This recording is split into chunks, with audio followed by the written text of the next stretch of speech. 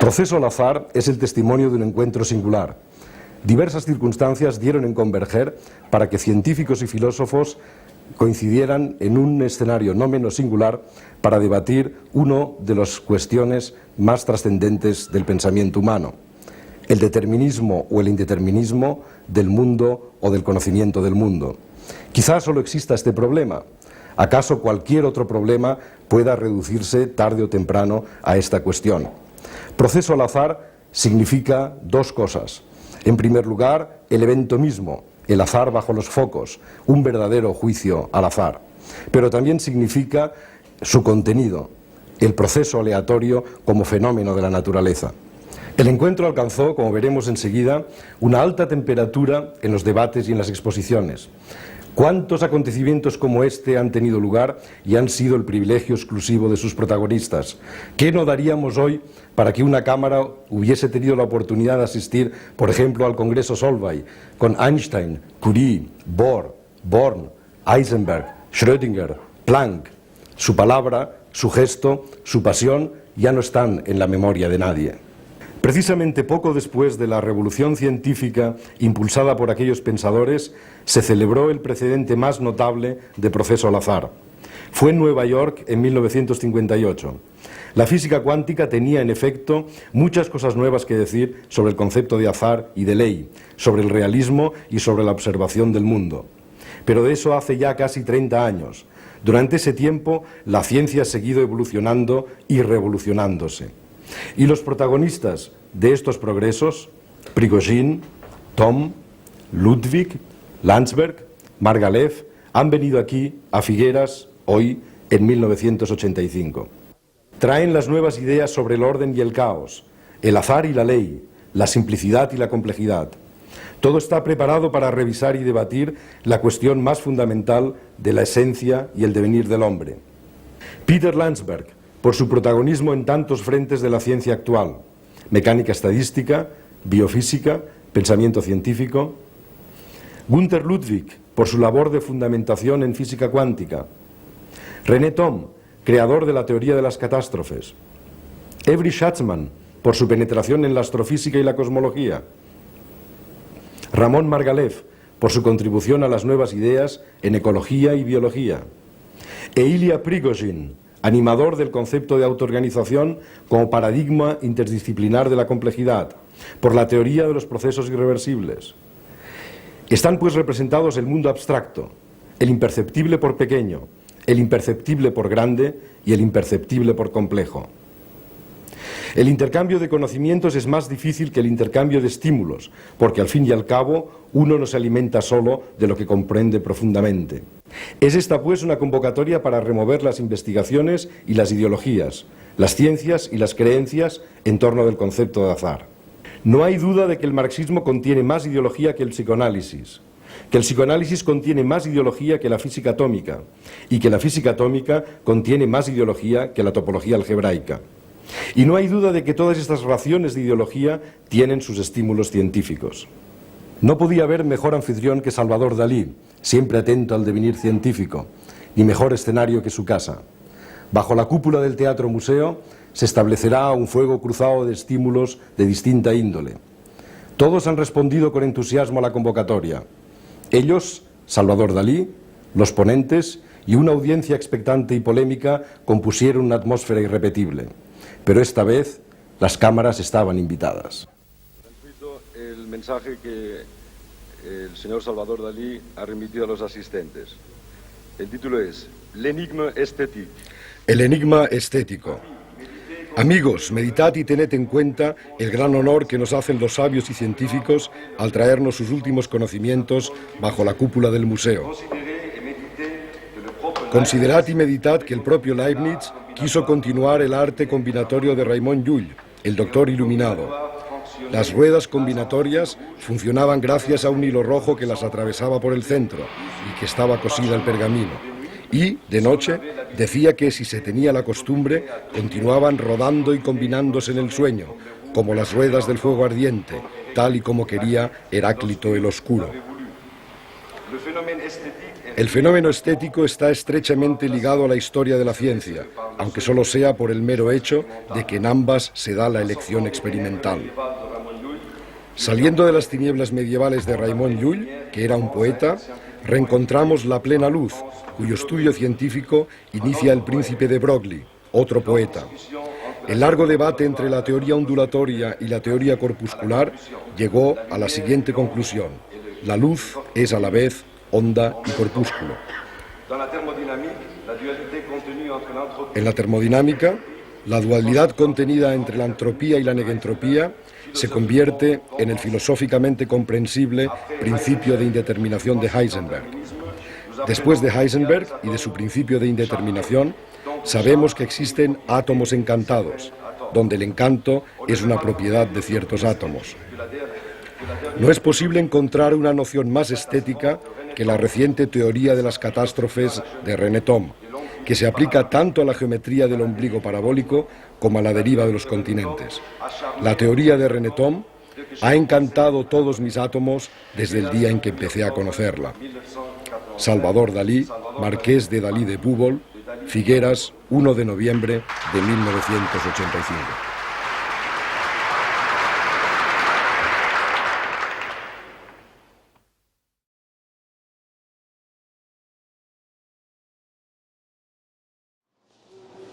Bien, esta breve introducción versa sobre las reglas del juego y en dos acepciones bien distantes entre sí. Por un lado, las reglas del juego del universo y por otro, las reglas del juego aquí en Figueras. Las reglas del juego del universo, claro, se refieren a las leyes de la naturaleza, que es lo que vamos a discutir aquí, el tema. Y las reglas del juego de Figueras se refieren a cómo las vamos a discutir y quiénes lo vamos a discutir. Vayamos con el primer punto, el tema.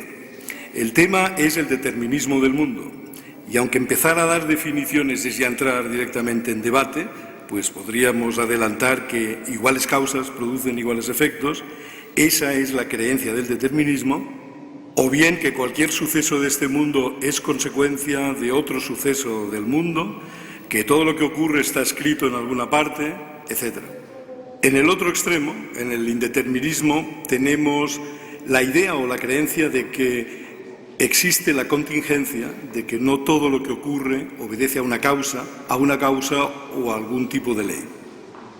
En todo caso, entre estas dos posiciones y todas las que aquí podamos elaborar, posiciones intermedias entre el determinismo y el indeterminismo, lo que es seguro es que esa idea está ligada al conocimiento humano y de ahí la pregunta que a modo de estímulo figura en los programas de Manon. La pregunta ¿es el azar un producto de nuestra ignorancia o es realmente un derecho intrínseco de la naturaleza? Si, como uno está tentado de hacer, atribuye el azar a la ignorancia, inmediatamente aparecen razonamientos semicirculares, como ¿qué sentido tiene o qué significa que la naturaleza en su evolución se aproveche de nuestra ignorancia para fabricar o producir o elaborar estructuras?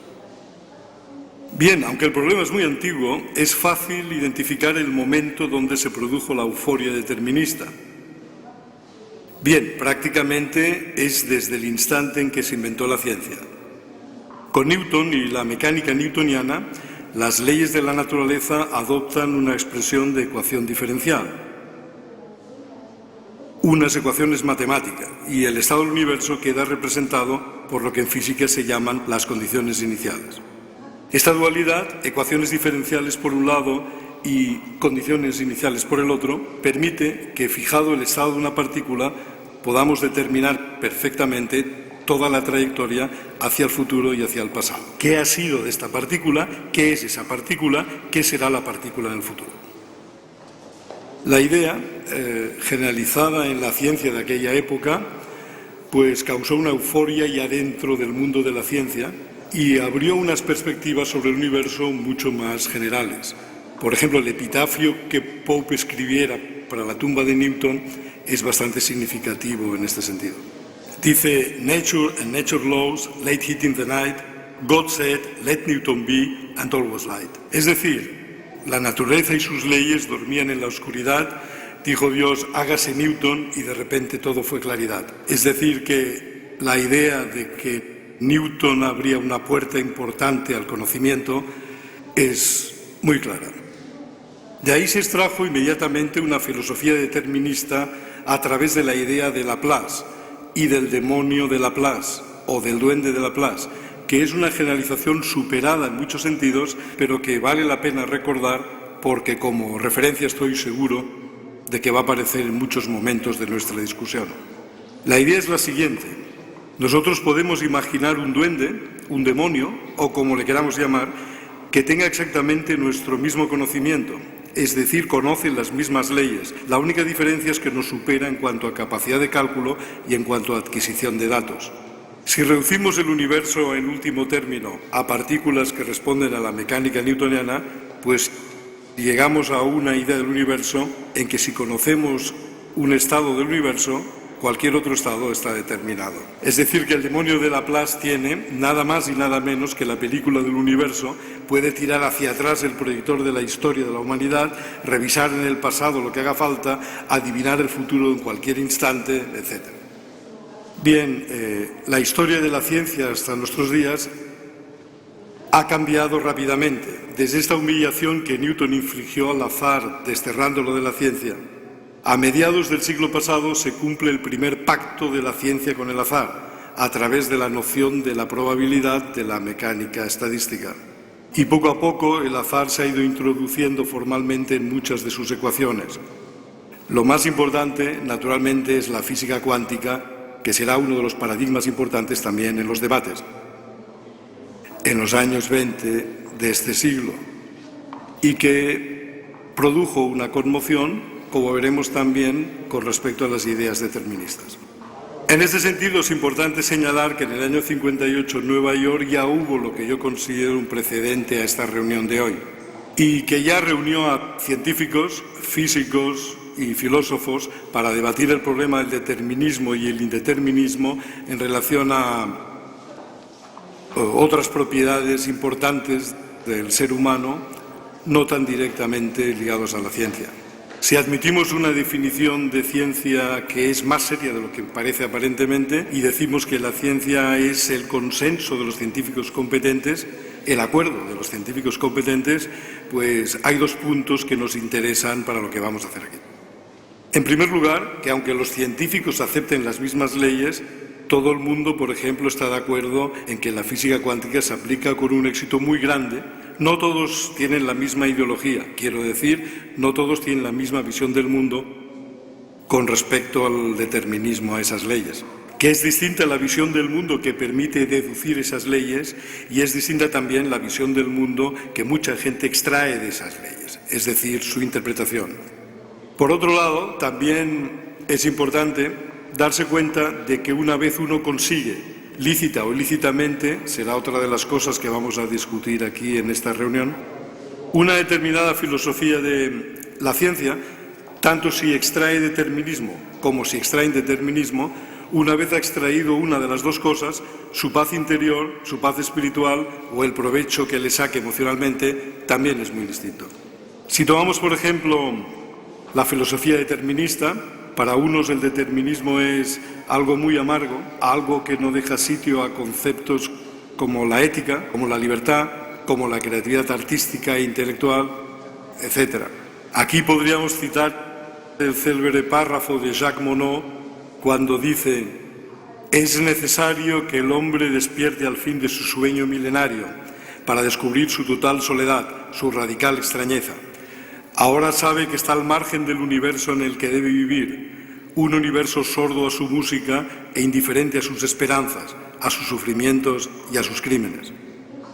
Y dice, por ejemplo, Omar Khayyam, también en el mismo sentido, con la misma amargura frente a todo lo que está escrito en algún sitio: «La vida es tan solo un tablero cuyos cuadros blancos son el día y los negros las noches, con el que el gran hado se divierte con los humanos. Como si fuéramos piezas de ajedrez, nos mueve a su antojo y con penas humanas da sus jaque mates.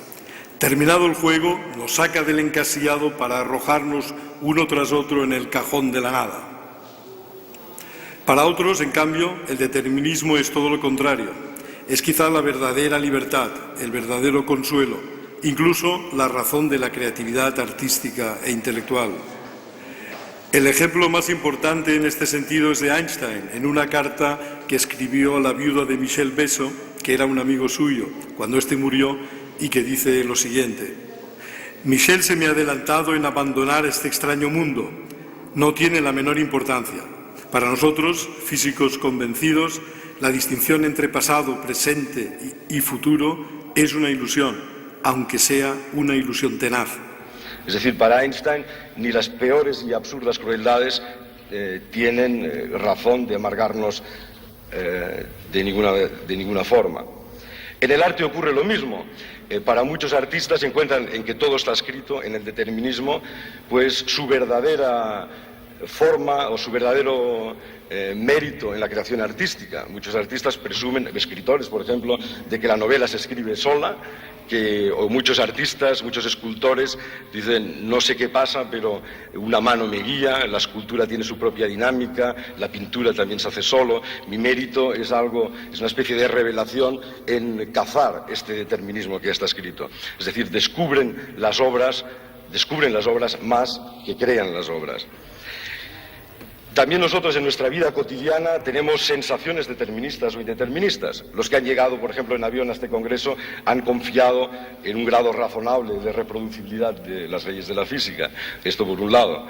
Y por otro lado, cuando sentimos que sufrimos porque tenemos alguna duda, está claro que creemos en algún rincón de nuestro alma de que nuestra decisión va a decidir nuestro futuro. En esos momentos somos indeterministas.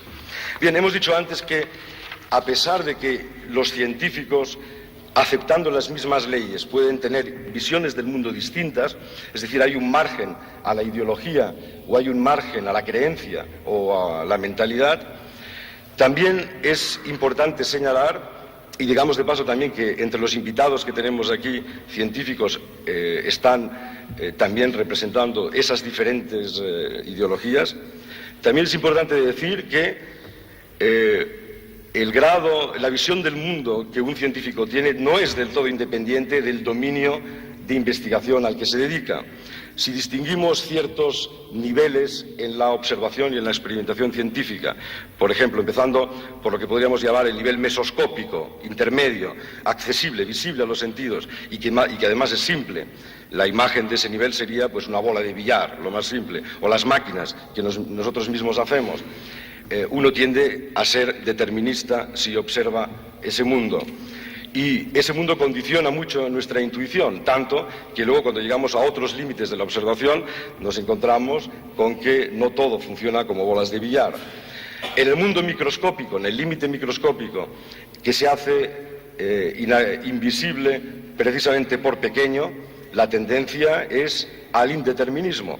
Hay heterodoxia en mecánica cuántica, efectivamente, pero yo creo que, aunque no se han hecho encuestas ideológicas, creo que se puede asegurar que hay más indeterministas que deterministas dentro de la física cuántica.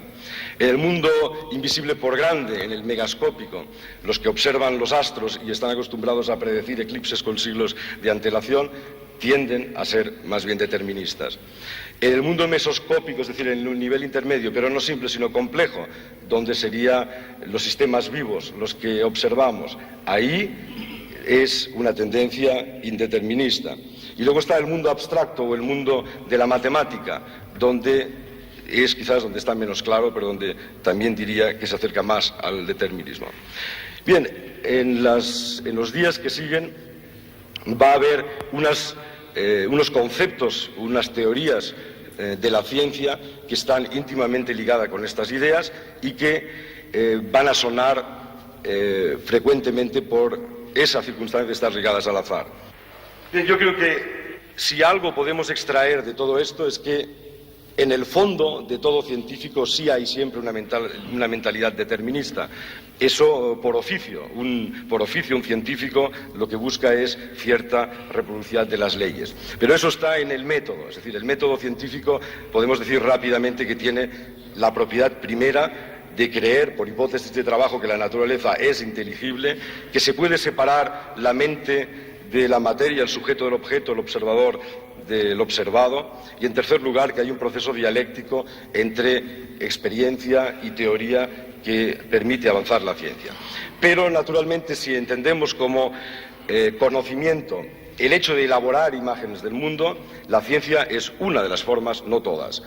El arte, por ejemplo, es una forma de conocimiento con unos principios muy distintos, no pretende separar el sujeto del objeto, todo lo contrario, el creador quiere estar dentro de lo creado, tampoco le interesa especialmente que sea inteligible, sino, en todo caso, comunicable, es decir, que el milagro del acto artístico está en que una simplicidad fabricada revela lo que para un científico sería un milagro, que es la complejidad inicial que se transmite, y otro sería lo que en general podríamos llamar conocimiento de tipo divino o revelado, donde el problema del sujeto y el objeto se soluciona remitiendo a un sujeto para el cual todo es objetivo, todo es inteligible y que se digna a revelarnos sus verdades. La filosofía quizás sea una combinación de todas estas formas de conocimiento, y yo creo que esto nos lleva a las reglas del juego que se van a establecer aquí en Figueras, es decir, a la segunda parte. Han existido momentos luminosos en la historia del conocimiento en los que la interacción entre las distintas formas de conocimiento, la científica, objetiva e inteligible, la artística y otras, ha sido espontánea, ¿no? Esto era natural en la antigua Grecia, fue muy interesante en el Renacimiento italiano y basta abrir la puerta de cualquier cafetería de Viena en ciertos años de este siglo para ver lo mismo. Hoy estamos en un momento patéticamente distinto, de gran distanciamiento, y una de las ideas de estar aquí está en forzar, aunque solo sea por la presencia física y debajo de esta cúpula, el diálogo de alguna manera. Las reglas del juego entonces son, por un lado, no es imposible que alguno de vosotros que esté excesivamente alejado de la ciencia en algún momento pueda tener una sensación un poco absurda de puntualmente no entender. Pero lo que yo propondría, esto como regla de juego, es no desconectar del todo en esos momentos, ¿no? De la misma forma que cuando visitamos un museo y el primer cuadro no nos gusta, no damos media vuelta, sino que damos alguna oportunidad más. Es decir, que no todo lo que no nutre todo lo que realmente entendemos profundamente. Esta es una primera regla importante. Otras reglas son las habituales. Después de las ponencias científicas habrá un coloquio, en principio, para triturar científicamente las exposiciones que se han hecho. Y otra regla importante también será el que no es obligatorio esconder la identidad de cada uno cuando habla, ni siquiera la visión del mundo que tiene con respecto a los temas que estamos hablando, ¿no?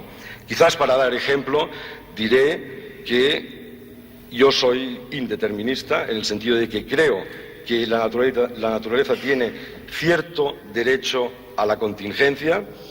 Por cierto, que como he comentado estos días, ultimando los detalles de la organización de este congreso, es algo que se ha agudizado muchísimo. Y con esto llegamos, pues, a los agradecimientos que quería hacer al final de esta introducción. En primer lugar, agradecer a Salvador Dalí no solamente por su estimulante mensaje, sino por su atención, la atención que siempre ha tenido por la ciencia, por brindarnos su casa, su ambiente, que creo que será también muy estimulante, por su apoyo también. En segundo lugar, querría agradecer a los profesores Landsberg, Ludwig, Tom, Schatzman, Margalev y Prigogine, que Prigogine vendrá mañana, por el interés que han tenido en aceptar esta experiencia. También a la Consellería de Cultura de la Generalitat por su apoyo y por su iniciativa. Al periódico La Vanguardia por su apoyo también y por la labor pionera que ha tenido siempre en relación a temas científicos. A la ciudad de Figueras por su hospitalidad. A la Diputación de Gerona, a la Universidad Menéndez y Pelayo por su apoyo también. Y muy especialmente, gracias a vosotros por haber venido y os deseo una feliz interacción estos días. Gracias.